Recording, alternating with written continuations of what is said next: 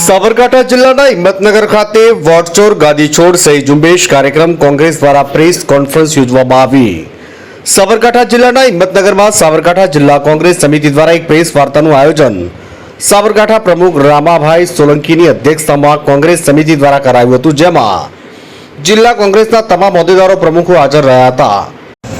Bharatiya Janata party દ્વારા ચાલતા vote ચોરી કૌભાંડને ઉજાગર કરવા માટે રાહુલ ગાંધીએ તબક્કાવાર 2 પ્રેસ કોન્ફરન્સ કરીને આધાર પુરાવા સહિત સચોટ દસ્તાવેજ સાથે આ વોટ ચોરી કૌભાંડને ઉજાગર કરવાનો પ્રયાસ કર્યો છે અને સમગ્ર દેશની જનતાને પણ આમાં રાહુલ ગાંધીની વાતમાં તથ્ય લાગ્યું છે, જેના કારણે આજે વોટ ચોરી એ આખા દેશનો સૌથી સળગતો મુદ્દો બની ચૂક્યો છે। ત્યારે હાલમાં જ મળેલી પટના ખાતે CWC મિટિંગમાં કોંગ્રેસ પક્ષે નક્કી કર્યું છે કે સમગ્ર ભારત દેશમાંથી 5 કરોડ જેટલા મતદારોની સહી ઉઘરાવીને એ સહીઓ દિલ્હી ખાતે મુખ્ય ચૂંટણી કમિશનરને આપવાનો કોંગ્રેસ પક્ષ દ્વારા પણ કાર્યક્રમનું આયોજન કરવામાં આવ્યું છે।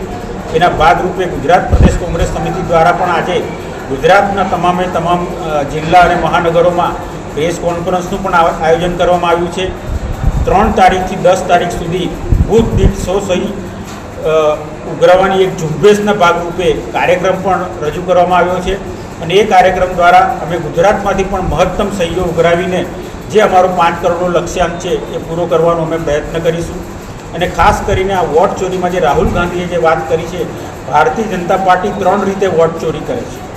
એક તો મતદાર યાદીમાં ખોટા નામો ઉમેરીને વોટ ચોરી કરે છે, બીજું જે પરંપરાગત ભારતીય જનતા પાર્ટીના વોટ નથી એવા મતદારોને મતદાર યાદીમાંથી ડિલીટ કરીને એટલે કે બાકાત રાખીને એ લોકોને મત કરતા અટકાવીને વોટ ચોરી કરે છે। અને ત્રીજું કે જે મતદારો છે એ મતદારોના નામ પોતાના ઘરનું જે બૂથ હોય એમાંથી કમી કરીને અન્ય જગ્યાએ એનું સ્થળાંતર કરવામાં આવે છે, જેના કારણે મતદાનથી વંચિત રહે છે। આ પ્રકારે ચોરી કરીને સમગ્ર દેશમાં એક ટાર્ગેટ નક્કી કરીને કોંગ્રેસ હોય કે બીજા વિપક્ષના નેતાઓ હોય કે વિપક્ષના આગેવાનો હોય એને વોટ ચોરી કરીને ચૂંટણી હરાવવામાં આવે છે।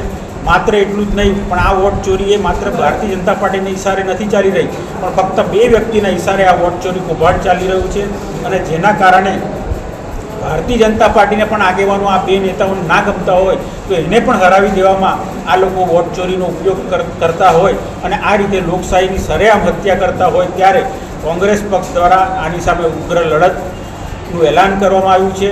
અને આ સહી ઝુંબેશ પછી ચૂંટણી કમિશનરને પણ અમે મળવાના છે દિલ્હી ખાતે અને ત્યારબાદ દરેક રાજ્યમાં પણ તબક્કાવાર આ વોટ ચોરી કૌભાંડને ઉજાગર કરતા કાર્યક્રમો કોંગ્રેસ પક્ષ દ્વારા આપવામાં આવશે। વોટ ચોર ગાદી છોડ સહી ઝુંબેશ કાર્યક્રમ યોજવામાં આવ્યો। આ કાર્યક્રમમાં મુખ્ય મહેમાન પૂર્વ કેન્દ્રીય મંત્રી શ્રી ડોક્ટર તુષારભાઈ ચૌધરીની વિશેષ ઉપસ્થિતિમાં પ્રેસ વાર્તા તથા સંગઠન બેઠકનું આયોજન કરવામાં આવ્યું હતું। હિંમતનગરથી ઇલિયાસ મંસૂરીનો રિપોર્ટ।